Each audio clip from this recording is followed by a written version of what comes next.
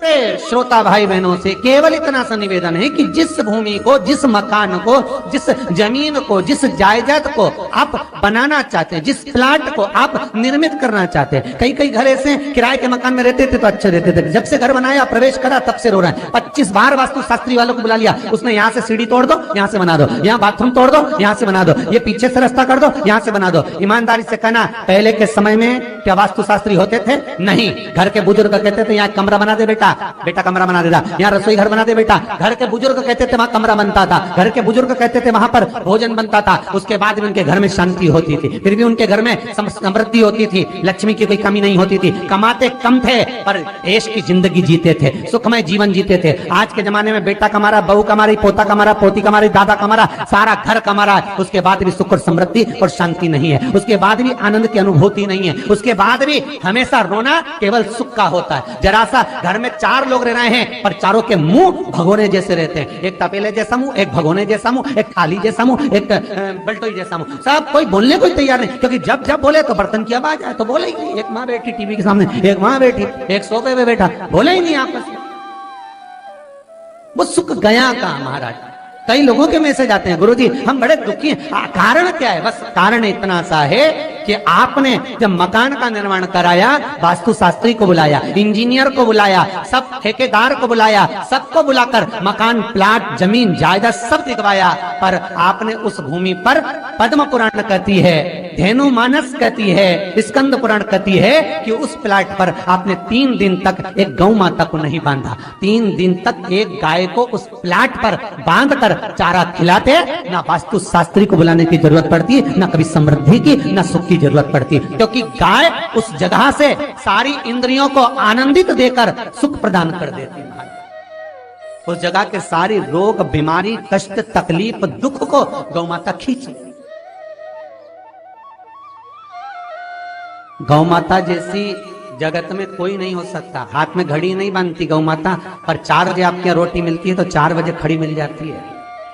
3 बजे भोजन मिलता है तो 3 बजे आपके दरवाजे पे मिल जाती है। 1:30 बजे भोजन दोगे तो 1:30 बजे ही मिलेगी। 1:20 पे दोगे तो 1:20 पे ही मिलेगी। कोई घड़ी नहीं बांधती, फिर भी समय पर आ जाते हैं। क्यों? क्योंकि भगवान ने उसको ऐसा बनाया है, 33 कोटि देवताओं ने उसमें ऐसा विराजमान कर दिया है कि जगत का वो कल्याण कर सकती है। उसका एक एक अंश जीव का कल्याण करने वाला है, एक एक अंश जगत का उद्धार करने वाला है।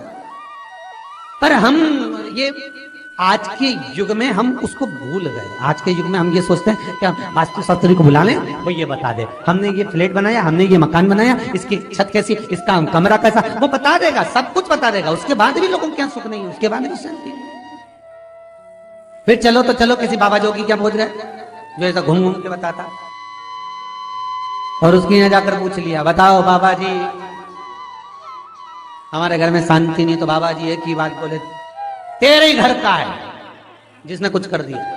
अब इसको याद आया 15 दिन पहले मेरी जेठानी से लड़ाई हुई थी, उसी ने कुछ करा होगा। अब बताओ बाबा जी ने आपस में ऐसा बीज बो दिया कि घर और जुड़ा हुआ था तो टूट गया।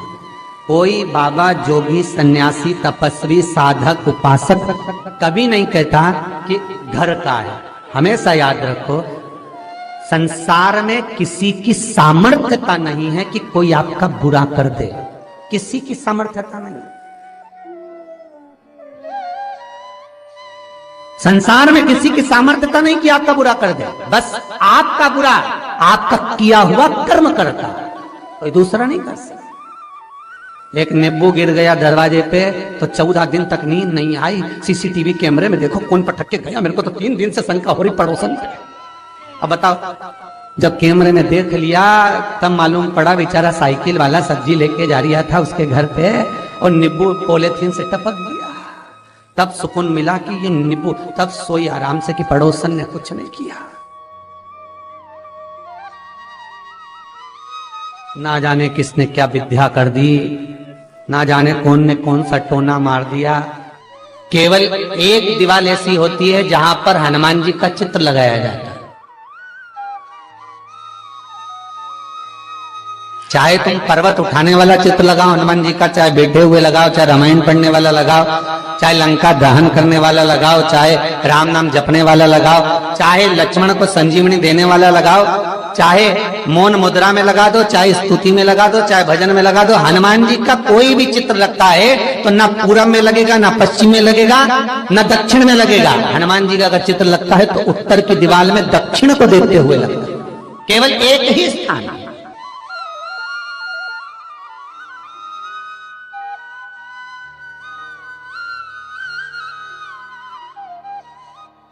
जैसे पूर्वजों के चित्र को, पितरों के चित्र को, गए हुए हमारे जीवों के चित्र को दक्षिण में विराजमान किया जाता है, उसी तरह हनुमान को उत्तर में विराजमान कर कर दृष्टि दक्षिण में कर दी जाती है।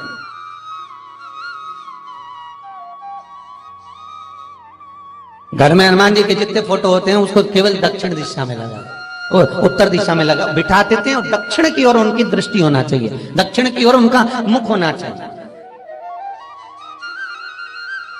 क्यों? महाराज, अगर व्यक्ति के जीवन में कोई बीमारी आने वाली है, व्यक्ति के जीवन में कोई रोग आने वाला है, व्यक्ति के जीवन में अगर कोई कष्ट आने वाला है, व्यक्ति के जीवन में अगर कोई परेशानी आने वाली है, व्यक्ति के जीवन में कोई एक्सीडेंट का योग भी बनने वाला है, तो शास्त्र कहता है वो दिशा दक्षिण से ही बनता है।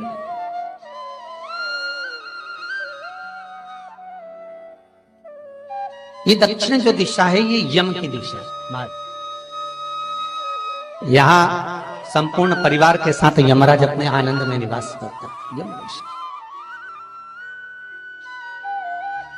और जब हमारे घर में, हम ये नहीं करें कि आप हनुमान जी का फोटो लगाओ, हम ये भी नहीं करें, आपके घर में हो और आपने अगर विराजमान कर रखा है किसी दिशा में, तो हमारा तो निवेदन रहेगा, अभी तक आपने अगर जैसा रखा पर एक बार दिशा बदल कर देखना कि रोग, बीमारी, कष्ट, दुख, तकलीफ में आपको लाभ मिला कि ना।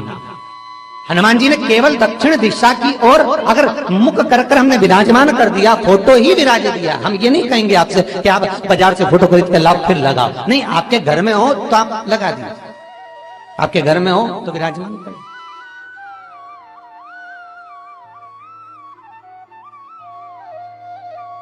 अच्छा, कितनी विपरीतता है वो भी आप जरा जानिएगा महाराज, कि शंकर भगवान के ऊपर जो जल चढ़ाया जाता है उसकी जलाधारी उत्तर में जाती है।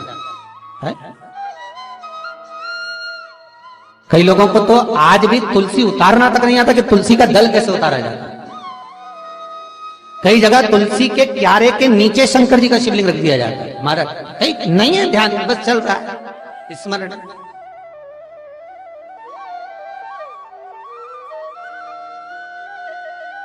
भगवान शिव का जो जल जा रहा है वो उत्तर की ओर जा रहा है, और हनुमान जी को उत्तर में विराजमान कर मुख दक्षिण की ओर कर दिया गया।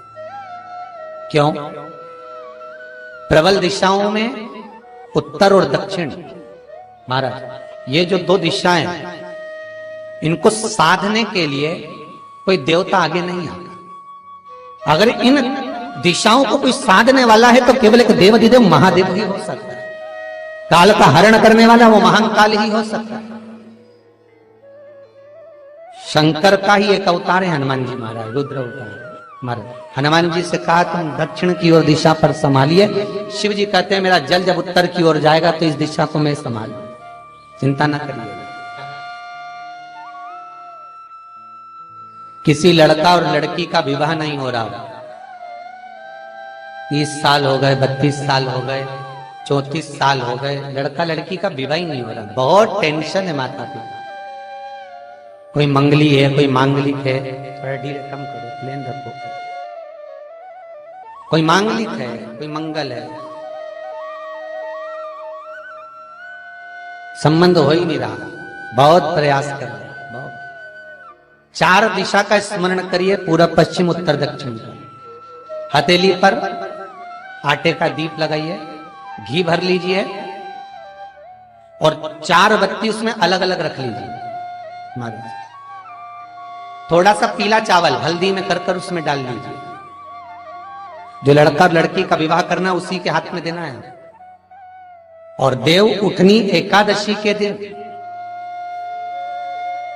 जिस दिन देवता उठेंगे, जिस जगह पर तुलसी सालिग्राम का आप पूजन करते हो, गन्ने के नीचे, ईख के नीचे तुलसी का क्यारा रखकर पूजन करते हो, वहां पर भगवान शिव और भगवान नारायण का नाम लेकर उस दिए को रगवा दीजिए और वहीं पर हल्दी का तिलक उस लड़का या लड़की का कर दीजिए।